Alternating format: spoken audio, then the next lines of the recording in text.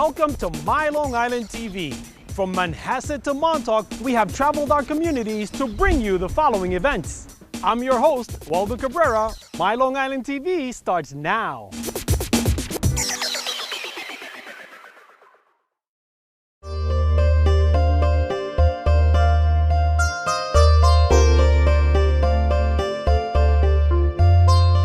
We're at the Suffolk Jewish Community Center in Comac, and we are running a program called the Unity Leadership Conference, and it's actually a regional conference that we're running.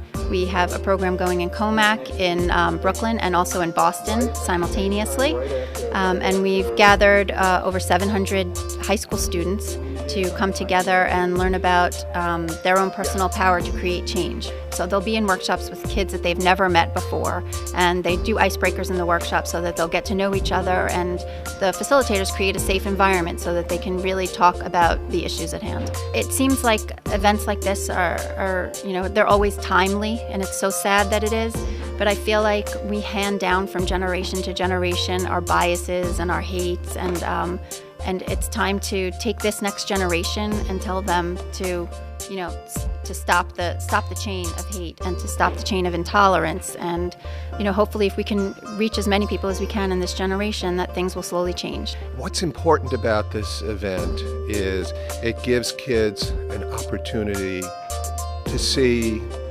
irrespective of race, religion, gender, what they have in common. That's what today is about. The energy in the room was palpable, and I hope everyone came away from this event thinking that they can make a difference in their school and in their community as really a missionary for peace and tolerance. We're both peer supporters in our school, and basically we're here to raise awareness to unite our communities and just stop all the hatred and just create more equality throughout Long Island. I hope to walk away with a better sense of confidence in myself and the fact that even though I am one person, I am able to make a difference by spreading the word of leadership and acceptance throughout my community. The award I won was the Unit Teen of the Year, which basically means that I was committed to being becoming change in the community, in our communities, bringing diversity. It starts with just one person. If you treat someone right, they should be able to treat you back the same way that you treated them. So basically, I just take it one person at a time. In terms of lives of young people who discovered a better life when they opened their hearts to somebody in need by sharing this passion. He is giving children a voice. I grew up in foster care. I was homeless in the streets as a young person, and there were some people who were not my family, strangers, who helped me.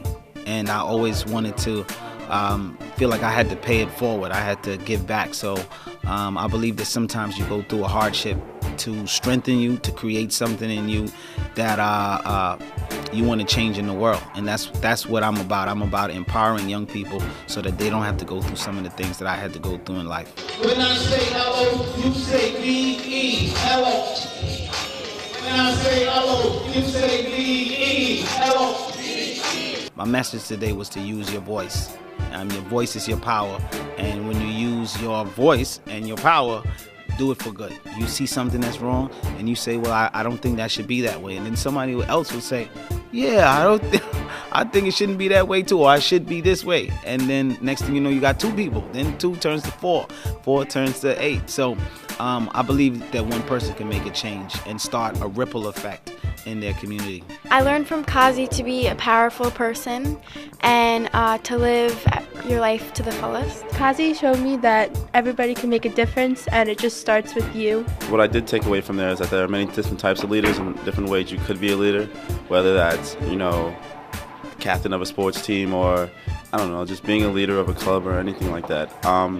Me personally, I think I'm a leader in the fact that I'm very outgoing, and you'll see that one shy kid in the cafeteria that's, maybe sitting by themselves. Maybe you can just approach them in a nice way, And you know that it's a pervasive attitude in society. Why? Because you see it on Twitter. I was just sort of pushing them forward to act on certain instances.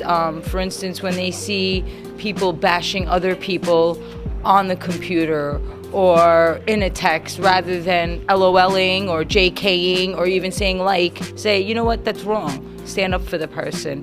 There's more instances of people bashing other people than lifting them up. Overwhelmingly, students kept saying something needs to happen.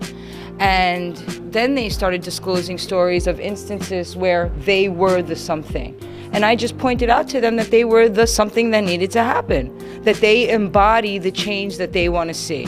And they just need to act on it more and act on the emotions they feel when they see certain instances of injustice. Well, we had a speaker, Victoria Ruvalo, and she's that same woman who had a turkey thrown at her through her window.